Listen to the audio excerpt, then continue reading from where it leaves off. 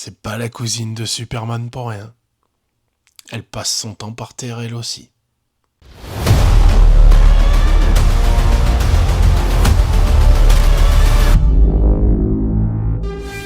Salut à tous, voilà, on se retrouve pour la fameuse critique de Supergirl, réalisée par Greg Gillespie, de l'univers réfléchi, inventé par James Gunn, avec Millie Alcock dans le rôle de Supergirl, qu'on avait déjà vu à la fin de Superman. Alors, qu'est-ce que j'en ai pensé ? Je vais rentrer dans les détails, mais avant tout, je vais dire une chose, c'est quand même mieux que Superman. Voilà. C'est regardable, c'est pas fameux, mais c'est quand même beaucoup mieux que Superman. Mais c'est insuffisant. Ça peut pas être suffisant pour un nouvel univers. Alors je vais commencer par les points positifs. Il y en a quand même quelques-uns. J'ai trouvé que les flashbacks concernant Krypton étaient intéressants. Voilà, c'était intéressant, c'était bien mis en scène. Alors c'est moins intéressant que dans le comics, parce que dans le comics, c'était beaucoup plus visible, on avait beaucoup plus de passages, on voyait vraiment la souffrance du peuple kryptonien qui résistait. On les voyait tous mourir un par un. Donc là, bon, c'est beaucoup plus restreint, mais c'est intéressant. Et d'ailleurs, c'est l'un des rares passages, enfin, il y a plusieurs passages où c'est sérieux. Voilà. C'est peut-être ça qui m'a plu, c'est que là, on avait une émotion et que ces passages-là étaient sérieux. Donc, au niveau des flashbacks sur les parents de Kara et sur Krypton, c'est intéressant et c'est bien foutu, c'est bien. Ensuite, il y a quelques scènes d'action qui sont sympatoches. Je dis bien quelques, parce qu'il y en a certaines qui le sont moins.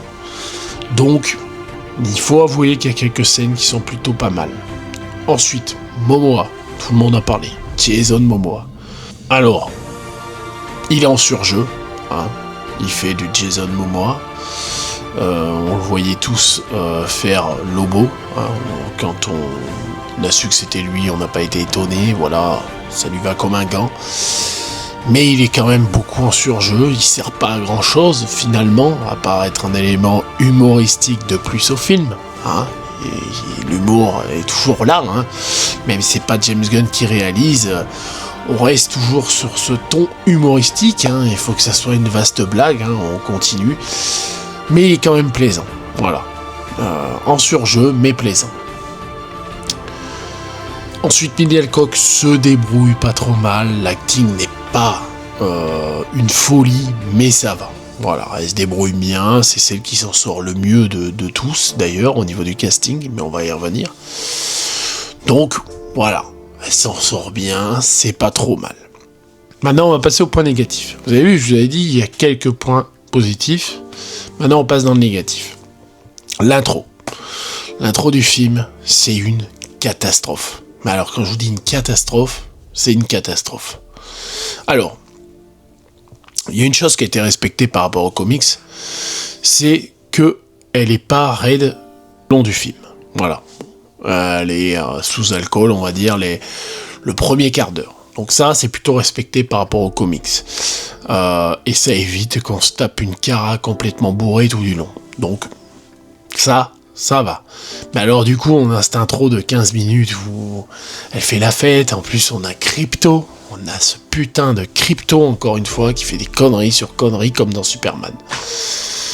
Bien sûr, dès l'intro, hein, ça fait comme dans la bande-annonce, Krypto pisse sur Superman, on coupe la parole à Superman quand il appelle Kara, on n'écoute pas le message, enfin, comme d'habitude, Superman est rabaissé hein, dans l'intro. Donc on continue dans la même lignée. Il a vu pendant le teaser que ça n'avait pas plu ça. Pourquoi ils l'ont pas supprimé ? Greg Gillespie ou James Gunn. Pourquoi vous l'avez pas supprimé ça ? Vous avez vu que ça n'a pas plu ? Non. Il faut laisser ça en vaste blague. Ensuite, les scènes de vol. C'est encore pas ça. Je suis désolé. J'avais trouvé que dans Superman c'était très médiocre. Là ça l'est encore. C'est peut-être un poil mieux, mais ça pique les yeux. Plusieurs fois, j'ai donné des coups de coude à mon petit frère à côté. J'ai dit, oh putain, ça pique les yeux. Putain, faites un effort. Il y a des scènes qui sont bien mises en œuvre d'action, mais alors les scènes de vol en face cam là, c'est une horreur. Voilà, je fais le truc en me rapprochant.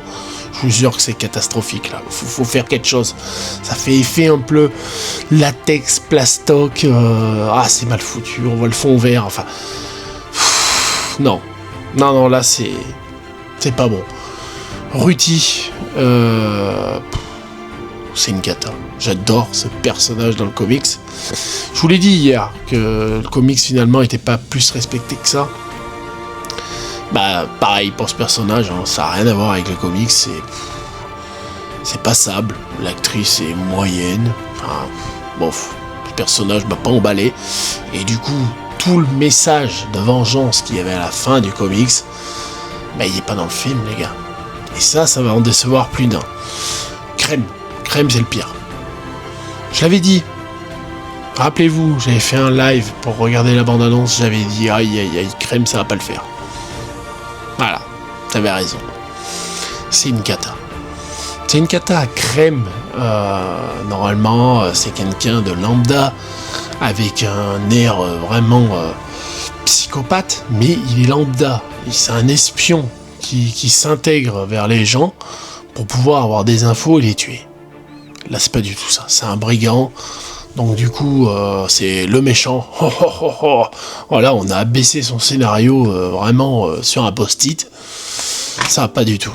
Crème, c'est vraiment, je crois, c'est le plus gros point faible du film. Donc du coup, il est pas bon, il est pas développé. Il est vraiment redescendu par rapport à l'histoire de base. Il est vraiment redescendu au plus bas, d'être juste un méchant lambda, un peu comme le méchant qu'il y avait dans The Marvels, hein. Alors c'est pour vous dire, on en parle en ce moment parce que Supergirl fait des scores encore plus minables que The Marvels. Bah voilà, il est un peu du même acabit que la méchante de The Marvels, c'est-à-dire inutile et vraiment nul à chier. Au niveau de la réalisation, donc moi je vois pas la patte de Greg Gieski, je vois pas du Cruella, je vois pas du Moitonia, je vois rien, je vois pas une patte, je vois un film qui a un mix de plusieurs idées de droite et gauche, il y a rien d'innovant, voilà, c'est du Star Wars, avec du Gardien de la Galaxie, bien évidemment, parce que l'univers, il est fondé par notre James Gunn. Donc, même si c'est pas lui qui réalise, c'est lui quand même, les gens. Faut arrêter de dire, oui, mais c'est pas James Gunn qui réalise. C'est lui qui écrit l'univers. C'est lui qui décide de l'univers. C'est lui qui a attaqué avec Superman, avec un univers.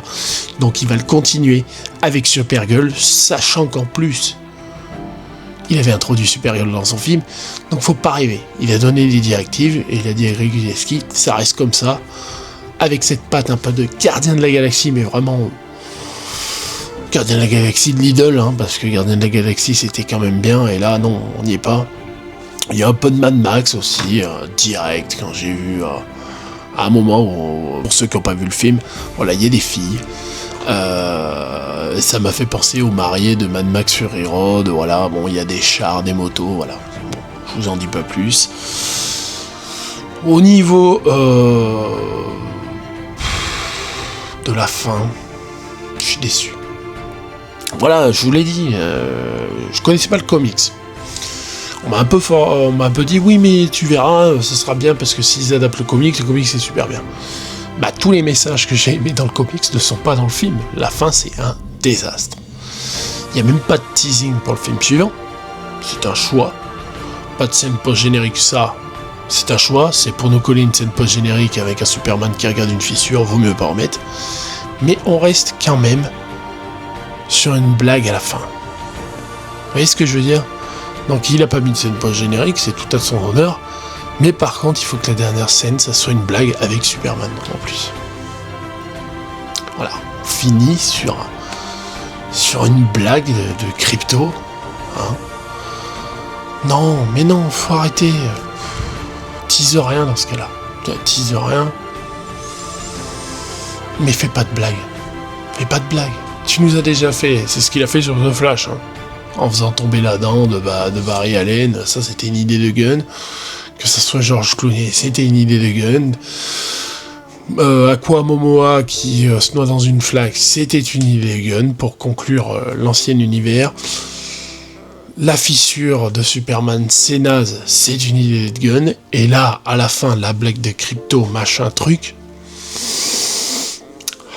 c'est du Gunn, j'en suis sûr. Alors le scénario, mais c'est minable. Anna de Nogoria, là, faut y arrêter. Faut qu'il fasse quelque chose. Faut qu'il la stoppe. C'est elle qui a écrit Bird of Prey de mémoire, qui a dû écrire The Flash d'ailleurs. Elle vient d'écrire Supergirl, ça va pas.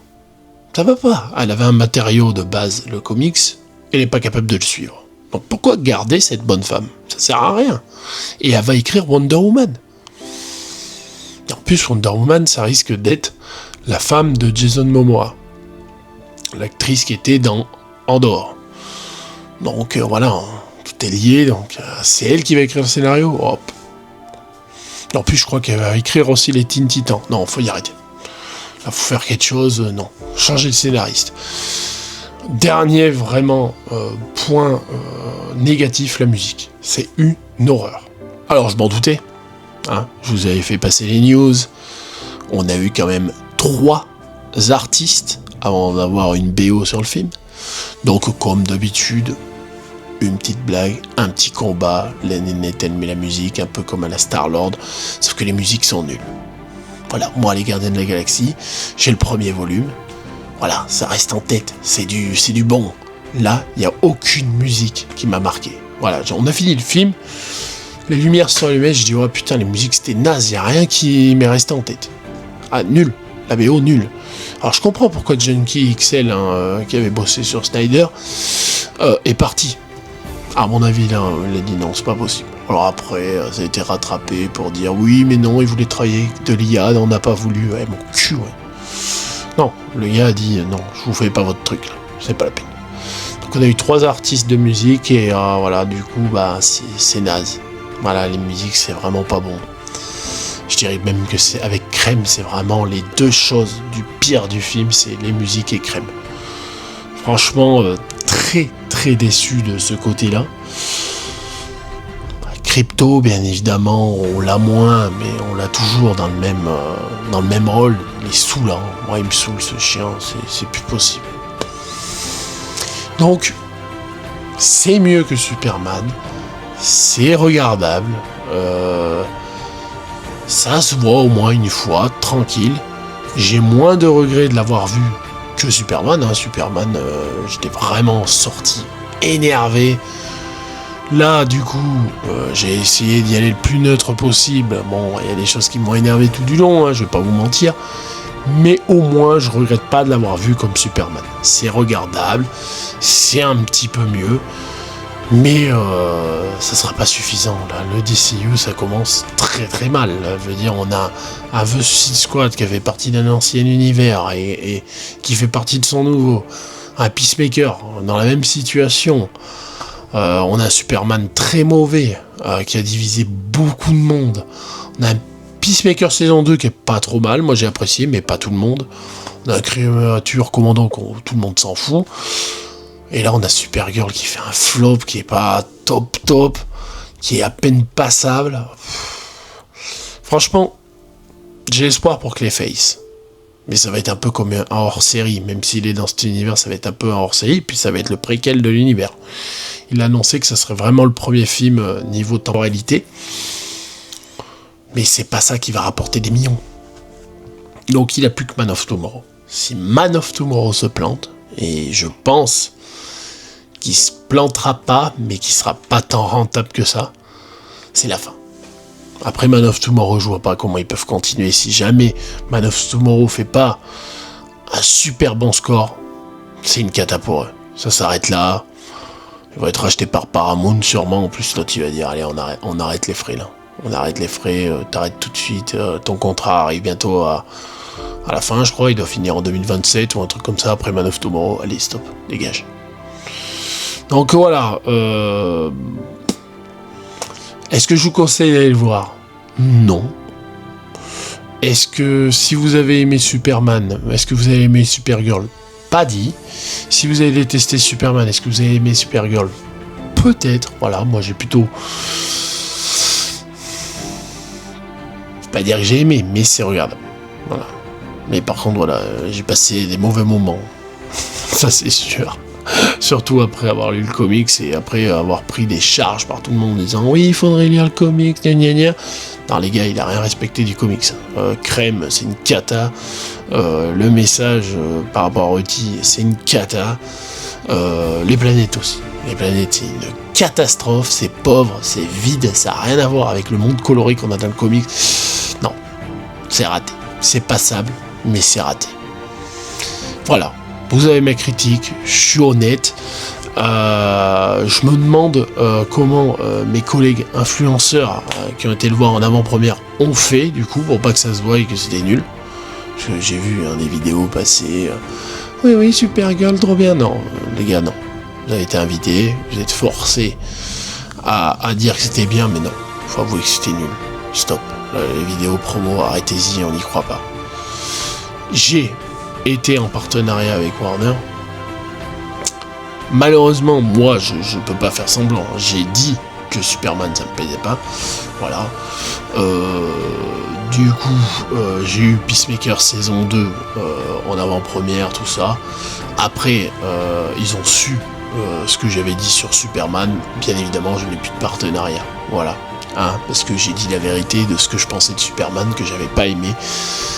Et quand on dit qu'on n'aime pas, Warner apprécie pas. Donc j'ai plus de partenariat. Parce que j'ai pas été capable de faire semblant. Mais moi je peux pas faire semblant. Voilà, ça m'est pas possible. Donc ouais, je sais pas comment on fait, mes collègues. Chapeau à eux, parce que là, ça se voit pas. Hein. Mais non, vous pouvez pas dire que c'est un bon film. C'est pas possible. Là, c'est mentir à tout le monde en disant des choses comme ça. Donc il y en a qui aimeront peut-être. Comme je vous ai dit, ça se regarde, c'est passable, c'est pas suffisant, mais bon, il y en a qui aimeront peut-être. Mais moi, non, là, ça me fait rien, quoi. Ça marquera pas les esprits. Quand on le compare à Morbius de Marvel, ouais, c'est ça. Morbius de Marvel, ça correspond bien. Bon, j'espère que cette petite critique vous aura fait plaisir, voilà, avec du nouveau matos, une nouvelle vidéo, un nouveau micro. Me voilà de retour. On est reparti comme avant, hein, et on rattaque en plus avec un film du DCU, voilà, comme autrefois. Allez, le prochain, j'aimerais bien aller voir Robin des Bois, mais vers chez moi c'est plutôt compliqué, hein. Le film est pas vers chez moi, il sort pas, donc ça va être chaud. Puis après, bon, Spider-Man, hein. Spider-Man, The Odyssey, voilà, on va bien manger là, maintenant, hein. Ça va rattraper un peu tout ça. Allez, ciao à tous, la bise.